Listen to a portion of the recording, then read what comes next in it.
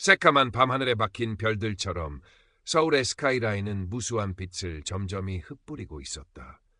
그 인공의 은하수 아래 대한민국 건축계의 신성으로 떠오른 건축설계사무소 가온의 회의실은 자정을 넘긴 시간임에도 환하게 불을 밝히고 있었다. 다국적 기업 에테르의 한국지사 사옥 설계 국제 공모전. 가온의 명운을 걸었다 해도 과언이 아닌 이 프로젝트의 핵심에는 이수연 그녀가 있었다. 그녀의 존재 자체가 이 거대하고 획일적인 도시 속 하나의 독특한 빛깔처럼 느껴졌다. 32살의 흑인 여성 건축가. 뉴욕 맨해튼의 심장부에서 태어나 자란 그녀는 아프리카계 미국인 아버지와 한국인 어머니 사이에서 두 문화의 경계를 넘나들며 성장했다. 코넬 대학교 건축학과를 수석으로 졸업하고 세계적인 건축가 자 하디드의 사무소에서 촉망받는 유망주로 경력을 쌓던 그녀는 3년 전 어머니의 희미한 기억과 알 수 없는 이끌림에 이끌려 서울행 비행기에 몸을 실었다. 가운의 파격적인 스카우트 제의도 한몫했지만 그보다는 자신의 또 다른 뿌리가 내린 이 땅에서 새로운 건축 언어를 탐구하고 싶다는 열망이 더 컸다. 뛰어난 공간 지각 능력과 동서양의 미학을 아우르는 독창적인 디자인 감각. 수연은 가온에 합류한 지 불과 1년 만에 굵직한 프로젝트들을 연달아 성공시키며 자신의 가치를 입증했다. 그녀의 손끝에서 태어난 건축물들은 단순한 구조물을 넘어 인간과 공간 그리고 문화가 교감하는 살아있는 유기체와 같았다.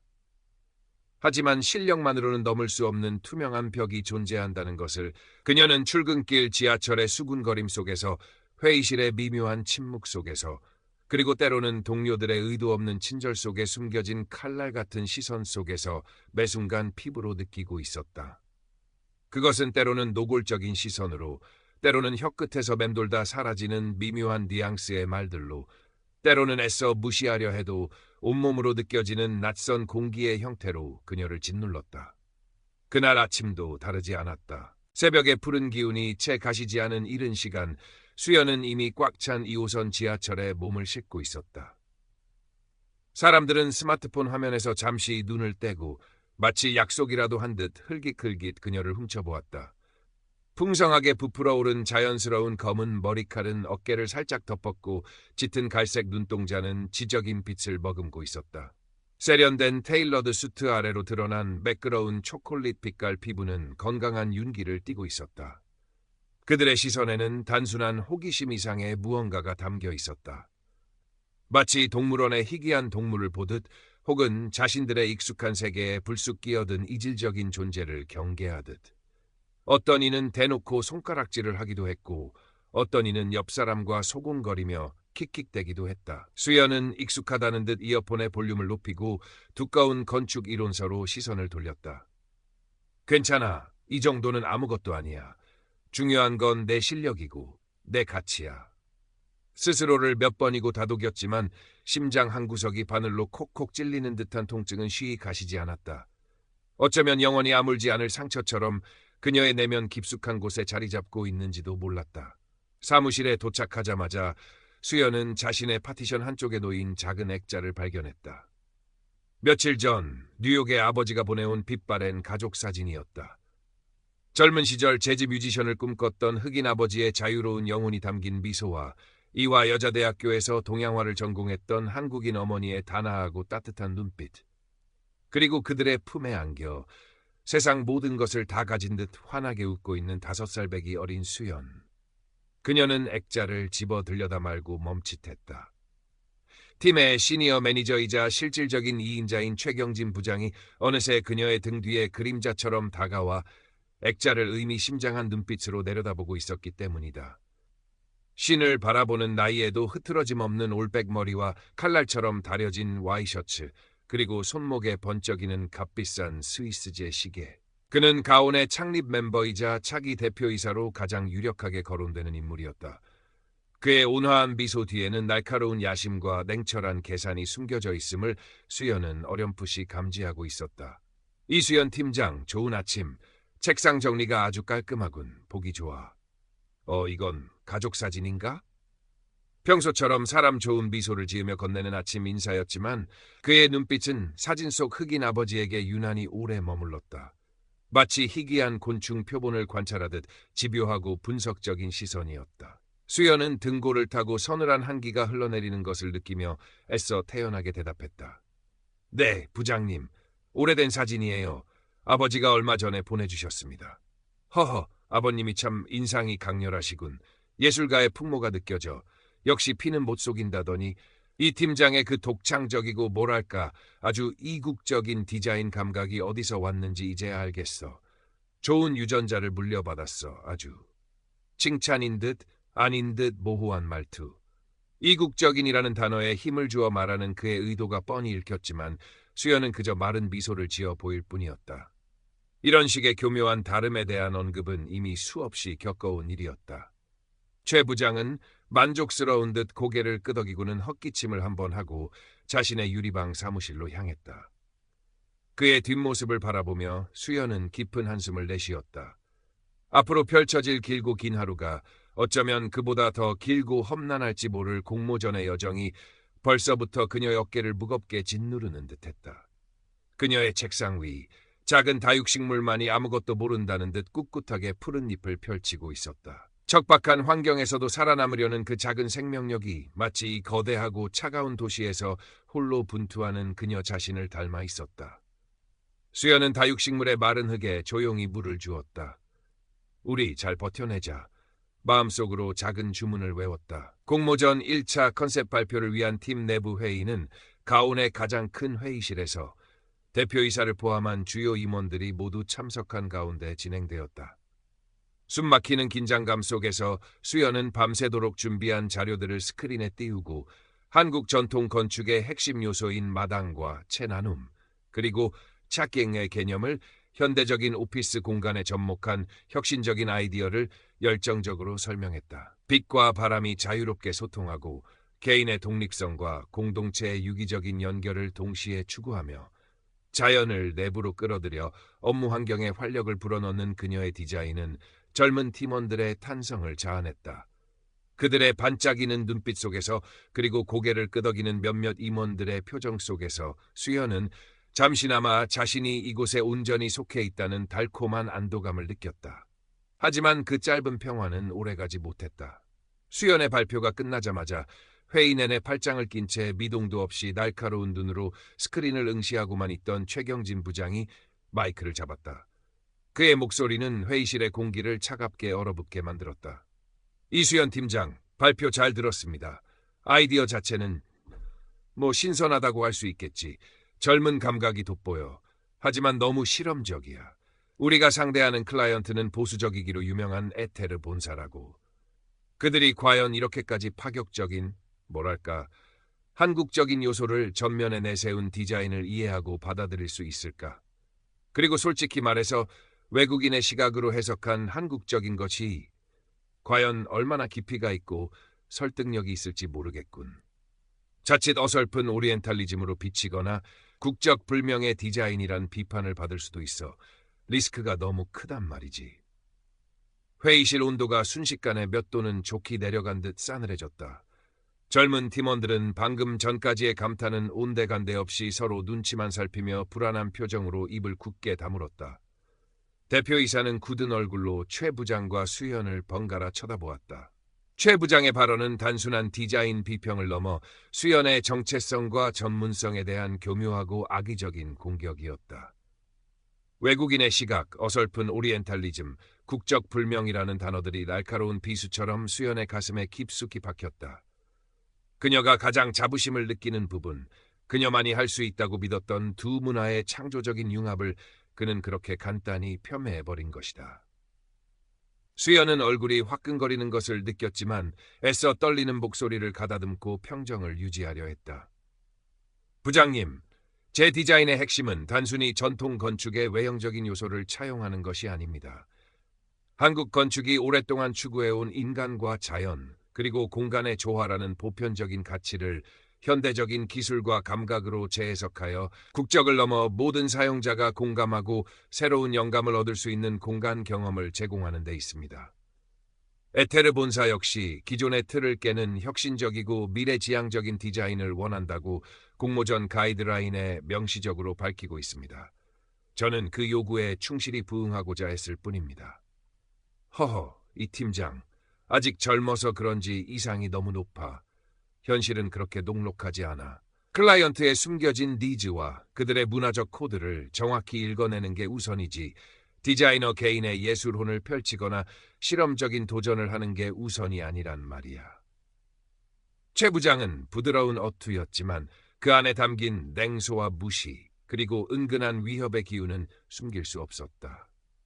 그는 마치 아직 세상 물정 모르는 철없는 어린아이를 타이르는 듯한, 그러나 그 속내는 결코 순수하지 않은 복잡한 표정으로 수연을 내려다보았다. 결국 회의는 수연의 컨셉을 대폭 수정하고 최 부장이 주장하는 보다 현실적이고 안정적인 아이디어를 중심으로 프로젝트 방향을 재설정하는 것으로 결론이 났다. 수연은 아무 말도 할 수 없었다.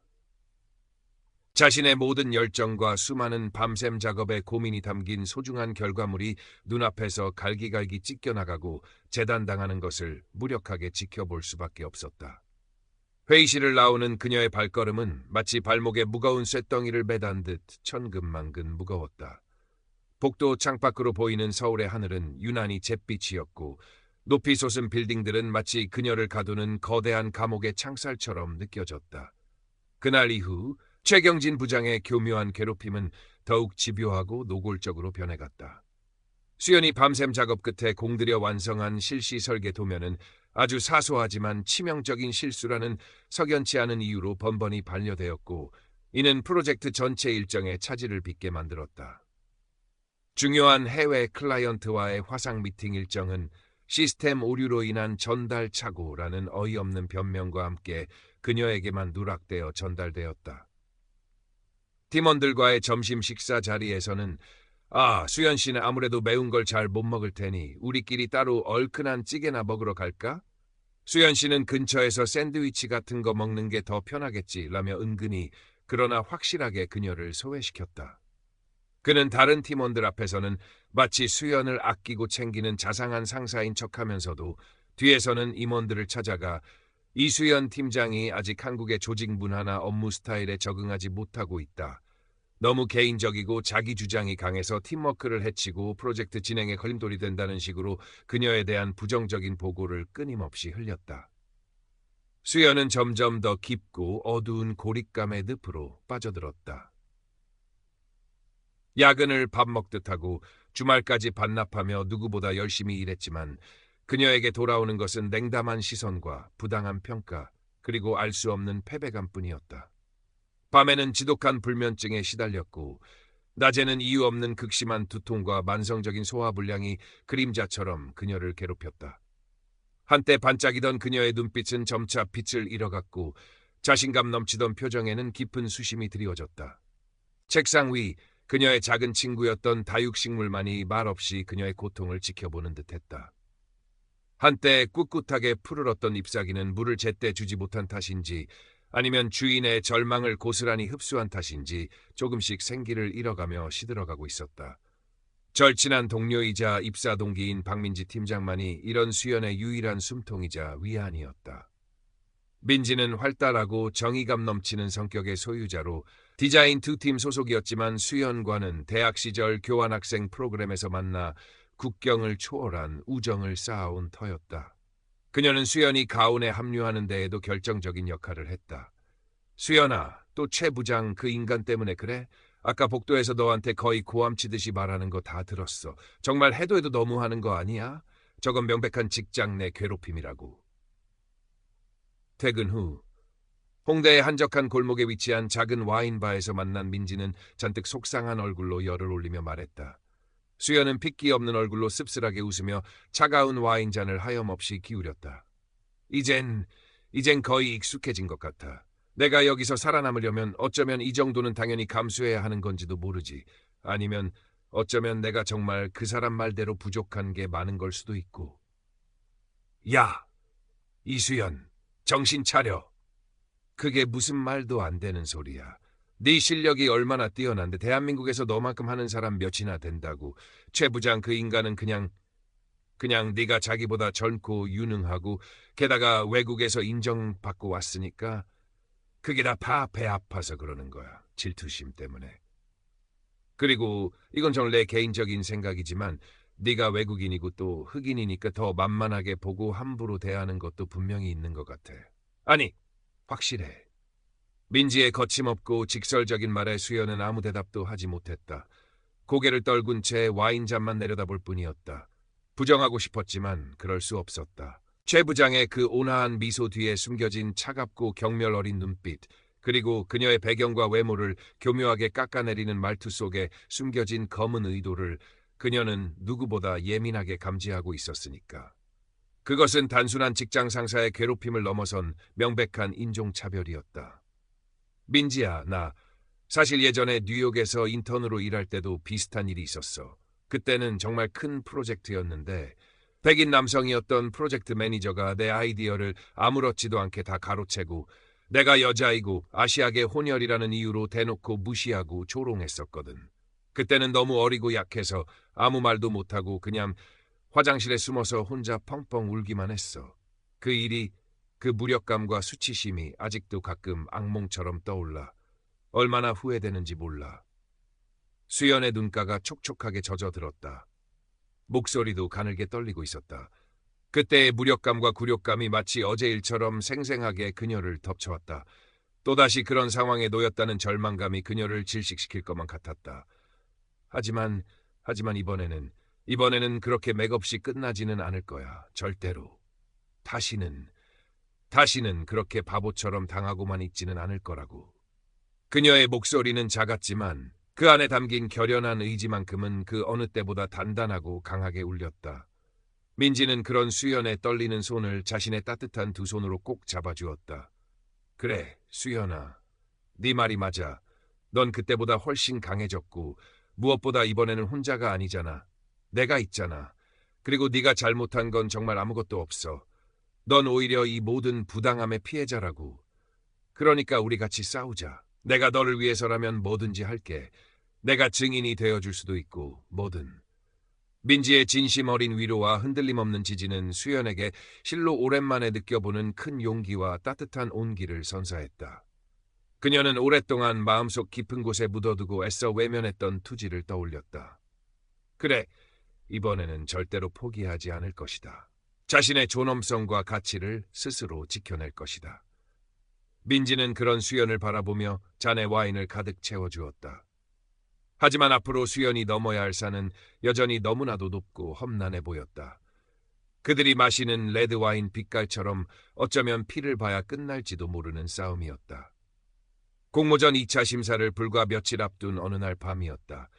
수연은 또다시 사무실에 홀로 남아 야근을 하고 있었다. 팀원들은 모두 퇴근하고 텅 빈 사무실에는 그녀의 키보드 소리와 마우스 클릭 소리, 그리고 창밖에서 희미하게 들려오는 도시의 소음만이 가득했다. 그때 우연히 자료를 찾기 위해 최경진 부장의 사무실 근처를 지나게 되었다. 아직 퇴근하지 않은 듯 그의 사무실 문틈으로는 희미한 불빛과 함께 나지막한 통화 소리가 새어나오고 있었다. 평소라면 무심코 지나쳤겠지만 그날따라 이상하게 발길이 떨어지지 않았다. 그리고 그녀는 들어서는 안 될 대화를 듣고 말았다. 네, 김 이사님. 물론입니다. 걱정 놓으십시오. 이번 에테르 공모전 제가 이 최경진이가 확실하게 책임지고 성공시키겠습니다. 이수연 팀장 디자인 건 말입니까? 그 친구 아이디어가 아주 없는 건 아니지만 아직 경험이 부족해서 그런지 다듬어지지 않은 부분이 많더군요. 그래서 제가 밤낮으로 좀 손을 봤습니다. 핵심 컨셉은 살리되 좀 더 현실적이고 우리 회사 스타일에 맞게 다듬어서 최종안은 제 이름으로 제출할 예정입니다. 이 팀장은 아무래도 이런 큰 국제 프로젝트를 혼자 감당하기에는 좀 부담스러워하는 것 같기도 하고 또 본인도 그 편이 낫다고 하더군요.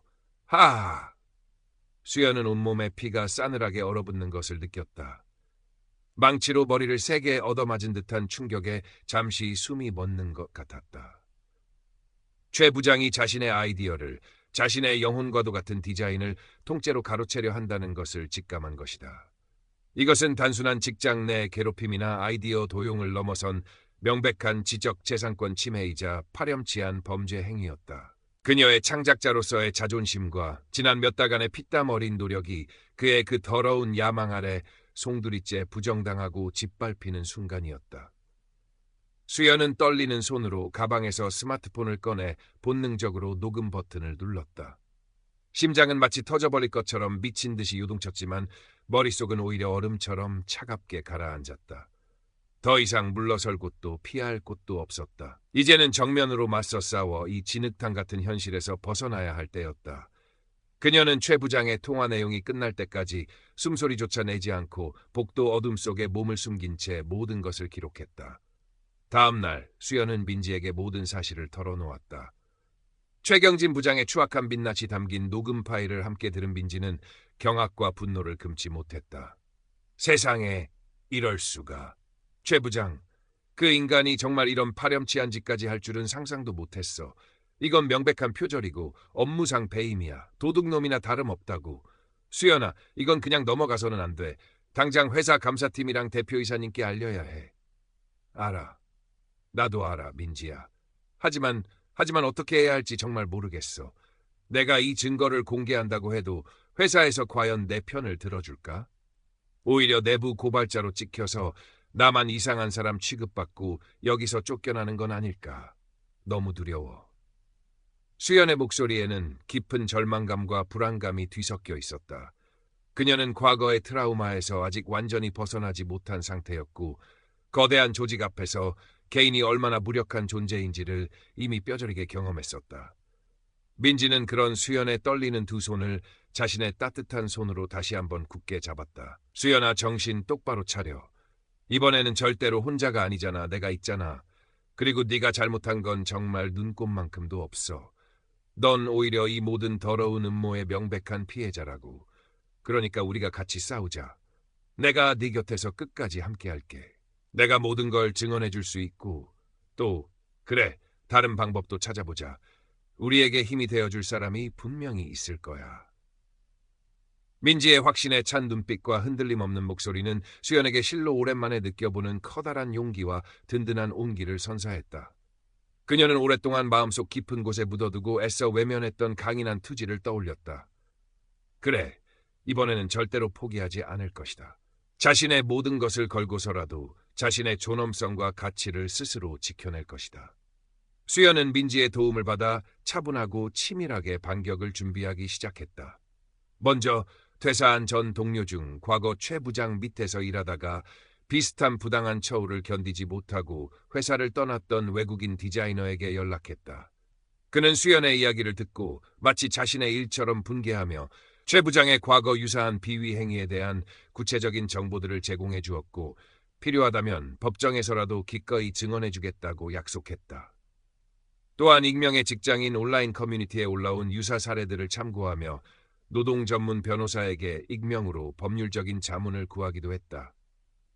최 부장의 파렴치한 행위를 입증할 수 있는 객관적인 증거들은 마치 퍼즐 조각처럼 하나둘씩 차곡차곡 쌓여갔다.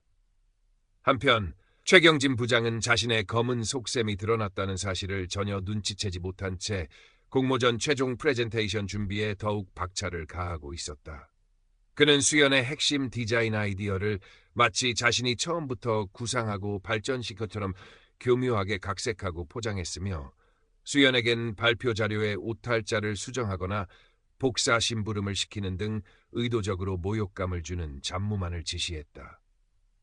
수연은 겉으로는 그의 모든 지시에 아무 불만 없이 순순히 따르는 척하면서 그의 눈을 피해 물밑에서 조용하지만 치밀하게 최후의 반격을 준비하고 있었다. 그녀의 눈빛은 더 이상 절망이나 두려움이 아닌 차갑고 예리한 분노와 결연한 의지로 가득 차 있었다. 마침내 운명의 날이 밝았다.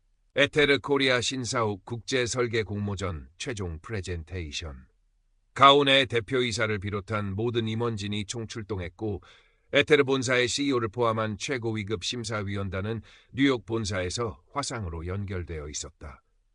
수백억 원이 걸린 프로젝트의 향방을 결정짓는 자리인 만큼 회의실 안에는 그 어느 때보다 팽팽하고 무거운 긴장감이 감돌았다. 프로젝트 총괄 디자이너 자격으로 최경진 부장이 먼저 마이크를 잡았다. 그는 마치 잘 짜인 연극의 주인공처럼 유창한 영어와 세련된 매너 그리고 자신감 넘치는 표정으로 프로젝트의 개요와 핵심 컨셉을 설명하며 자신이 마치 이 모든 아이디어를 처음부터 구상하고 밤낮 없이 팀을 이끌어온 위대한 리더인 것처럼 능숙하게 연기했다. 그의 발표 중간중간 스크린 너머 해외 심사위원들의 감탄사와 함께 고개를 끄덕이는 모습이 간간히 비쳤다. 최 부장은 속으로 쾌재를 불렀다. 모든 것이 자신의 계획대로 완벽하게 진행되고 있다고 확신했다. 다음은 수연의 차례였다. 그녀는 팀의 핵심 디자이너로서 세부 디자인 컨셉과 구체적인 공간 계획 그리고 최종 결과물을 발표하기 위해 단상에 섰다. 회의실 안의 모든 시선이 일제히 그녀에게 집중되었다. 깊은 심호흡을 한 수연은 순간적으로 떨리는 목소리를 가다듬고 준비한 자료를 차분하고 논리적으로 설명하기 시작했다. 그녀의 디자인은 한국 전통 건축의 아름다움과 절제된 미학을 현대 도시의 역동성과 기능성에 절묘하게 융합시켜 단순한 업무 공간을 넘어선 하나의 살아있는 예술 작품과도 같았다. 한국의 고유한 미를 세계적인 보편적 감각으로 탁월하게 풀어낸 그녀의 발표는 국내외 심사위원 모두에게 깊고 강렬한 인상을 남겼다. 특히 해외 심사위원들은 그녀의 창의성과 통찰력에 찬사를 아끼지 않았다. 발표가 끝나고 예정된 질의응답 시간이 되자 기다렸다는 듯이 최경진 부장이 가장 먼저 손을 들었다. 그리고는 마치 자비로운 스승이 미숙한 제자에게 조언이라도 하듯 그러나 그 속내는 지극히 악의적인 의도로 가득 찬 질문을 던졌다. 이수연 팀장, 발표 정말 인상 깊게 잘 들었습니다. 디자인 자체는 시각적으로는 대단히 화려하고 눈길을 끄는군요. 하지만 제가 보기에는 안타깝게도 한국 건축이 지닌 본질적인 철학이나 깊이 있는 정신까지는 제대로 담아내지는 못한 것 같습니다. 아무래도 이 팀장이 우리 고유의 문화를 피부로 직접 경험하고 깊이 있게 이해하는 데에는 근본적인 한계가 있지 않았나. 그런 개인적인 아쉬움이 남는군요. 이 디자인이 과연 글로벌 기업 에테르의 정체성과 기업 철학을 제대로 반영하고 있는지에 대해서도 심각한 의문이 듭니다. 그의 발언은 순식간에 회의장에 찬물을 끼얹은 듯 싸늘하고 어색한 침묵을 가져왔다. 이것은 명백히 수연의 인종과 문화적 배경을 문제 삼으며 그녀의 디자인 가치를 폄훼하고 전문성을 공격하는 발언이었다. 대표이사를 비롯한 가운의 임원들은 당혹스러운 표정으로 얼굴이 굳어졌고 일부는 최 부장의 발언에 내심 동조하는 듯한 미묘한 표정을 짓기도 했다. 스크린 너머 해외 심사위원들은 통역을 통해 그의 말을 전해 듣고는 심각한 표정으로 서로 의견을 주고받았다. 수연은 잠시 눈을 감았다. 또다시 반복되는 공격, 지긋지긋한 편견의 굴레. 하지만 이번에는 예전처럼 무력하게 당하고만 있지는 않을 터였다. 그녀는 천천히 눈을 뜨고 흔들림 없는 단호한 눈빛으로 정면으로 최경진 부장을 응시했다. 최 부장님, 부장님의 소중한 의견 잘 들었습니다. 하지만 지금 부장님께서 하신 말씀은 전문적인 디자인 비평이라기보다는 유감스럽게도 저의 문화적 배경에 대한 부장님의 개인적인 편견과 오해에서 비롯된 부당한 평가로밖에 들리지 않습니다. 수연의 낮지만 단호하고 명료한 목소리가 회의실 전체에 또렷하게 울려 퍼졌다. 최경진 부장의 얼굴이 순간 당혹감으로 굳어지는 것이 똑똑히 보였다. 저는 지난 몇 달간 이 프로젝트를 진행하면서 부장님으로부터 단순한 문화적 차이나 개인의 예민함으로 치부할 수 없는 수많은 어려움과 부당한 처우를 겪어야 했습니다. 그것은 명백한 인종차별이었으며 저의 전문성과 디자이너로서의 양심, 그리고 한 인간으로서의 존엄성에 대한 심각하고 지속적인 공격이었습니다. 말을 마친 수연은 준비해온 USB를 자신의 노트북에 연결하고 대형 스크린에 최경진 부장과의 대화 내용이 담긴 녹음 파일 목록과 그가 보냈던 수많은 부당한 업무 지시와 협박성 발언이 담긴 이메일들, 그리고 조작된 보고서들을 차례대로 띄웠다. 그리고 가장 결정적인 증거인 최 부장이 김 이사와의 전화통화에서 수연의 아이디어를 가로채 자신의 이름으로 공모전 최종안을 제출하겠다고 공공연히 말하는 내용이 담긴 녹취 파일 하나를 재생했다. 생생하고 적나라한 그의 목소리가 회의실 전체에 울려 퍼졌다. 회의장은 그야말로 충격과 경악의 도가니였다.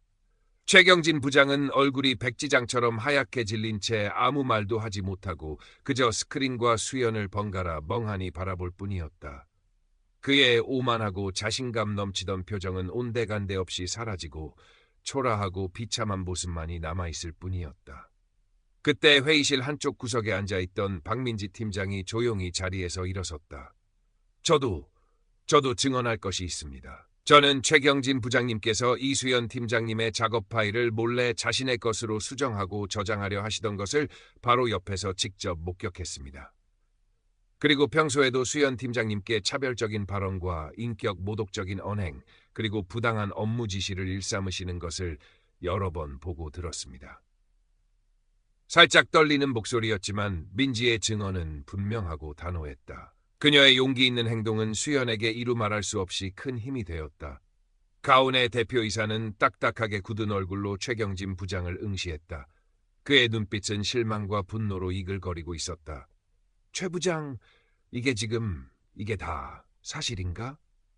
최경진 부장은 마치 사형 선고라도 받은 사람처럼 입술을 파르르 떨며 고개를 숙였지만 아무런 변명도 하지 못했다. 아니, 할 수가 없었다. 모든 명백한 증거들이 바로 그의 눈앞에서 그를 겨누고 있었다. 온라인으로 이 모든 충격적인 상황을 처음부터 끝까지 지켜보고 있던 에테르 본사의 CEO는 깊은 한숨과 함께 심각한 유감을 표하며 가온 측의 이 사건에 대한 철저하고 공정한 진상 규명과 함께 재발 방지를 위한 확실한 대책 마련을 엄중히 요구했다. 국제적인 망신이자 가온의 기업 이미지에 돌이킬 수 없는 타격을 입힌 순간이었다. 프레젠테이션은 결국 그대로 중단되었다. 회의장을 나오는 수연의 발걸음은 더 이상 예전처럼 무겁거나 위축되어 있지 않았다.